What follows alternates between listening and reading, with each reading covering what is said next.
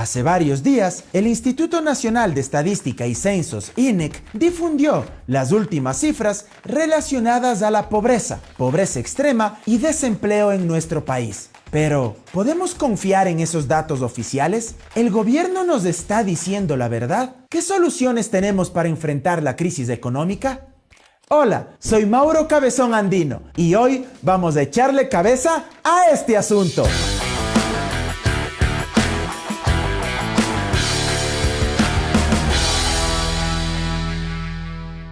En noviembre del año pasado, un estudio desarrollado por el Fondo de las Naciones Unidas para la Infancia, UNICEF, pronosticó que el impacto del COVID en Ecuador sería 1,8 millones de personas más en situación de pobreza por ingresos y que la clase media se reduciría en alrededor de 1,1 millones de personas. Una vez publicadas las cifras del INEC, la proyección de UNICEF no estuvo muy alejada de nuestra realidad. En diciembre de 2020, la pobreza se situó en el 32,4%. Si la comparamos con el 2017, cuando se ubicaba en el 21,5%, evidenciamos que existe un incremento de 11 puntos. Esto significa que ahora tenemos más de 5.600.000 personas sosteniéndose con un ingreso inferior a $84 mensuales y superior a apenas $47 por mes.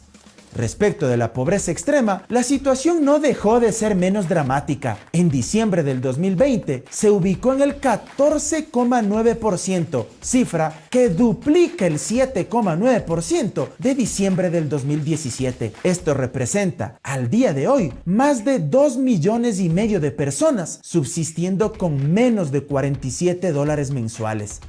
En total, hay más de 8.150.000 personas en condiciones de pobreza y extrema pobreza. Es decir, casi la mitad de los ecuatorianos y ecuatorianas luchan por sobrevivir con $1,50 y casi $3 diarios.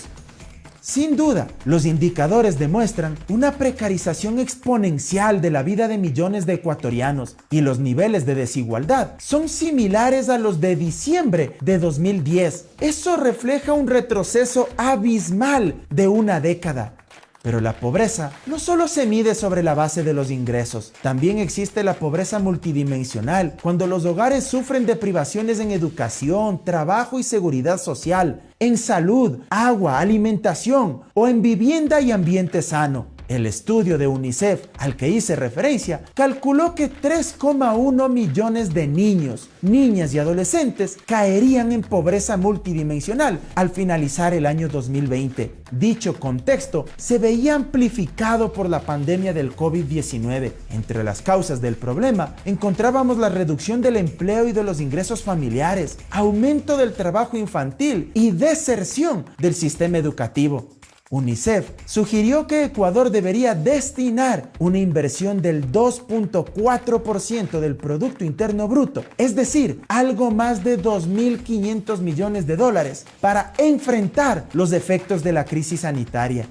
Según el INEC, a diciembre de 2020, la pobreza multidimensional superó el 40%, con un 26,8% en el área urbana y un 68,7% en el sector rural. En cambio, para esa fecha, la pobreza extrema multidimensional fue del 17,8%, con un 5,9% en el área urbana y un 43,3% en el sector rural. En el ámbito laboral, se ha indicado que la tasa de desempleo bordea el 5% y la de subempleo el 22,7%, aunque expertos como Byron Villasís han cuestionado estas cifras, indicando que carecen de confiabilidad y sustento técnico.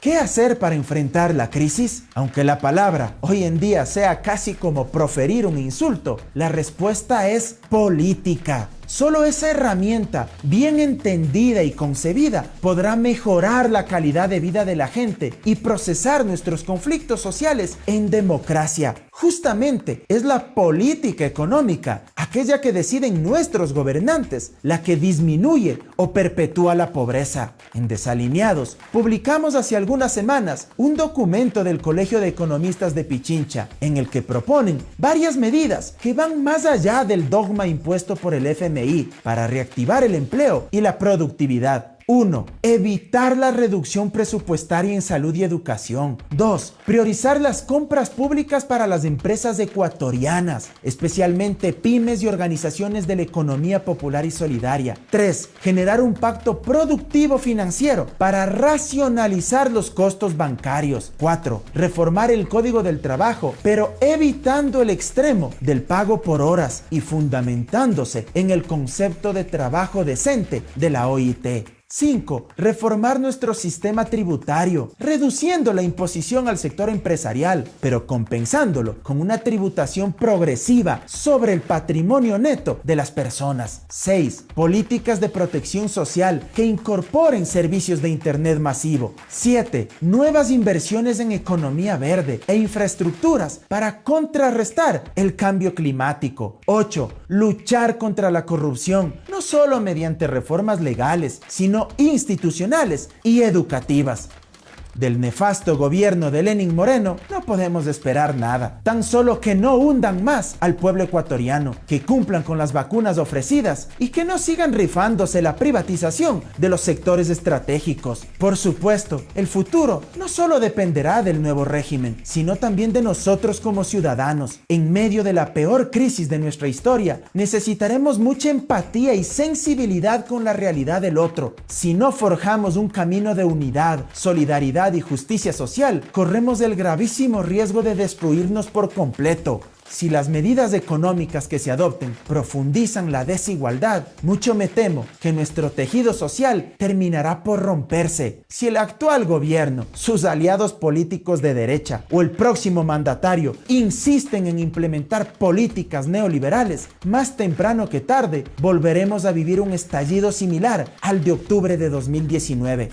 La protesta social no se gesta ni se alumbra el día de las movilizaciones. Nace al calor de la injusticia y la miseria. Ese tipo de violencia política ejercida desde el poder es más nociva y oprobiosa que cualquier insurrección popular. Una auténtica democracia no es aquella donde todos tienen lo mismo en términos materiales. El igualitarismo absoluto es una utopía, pero lo que sí implica una verdadera democracia es que todos los hombres y mujeres de una sociedad tengan los mismos derechos y oportunidades para vivir con dignidad. ¡Hasta la próxima!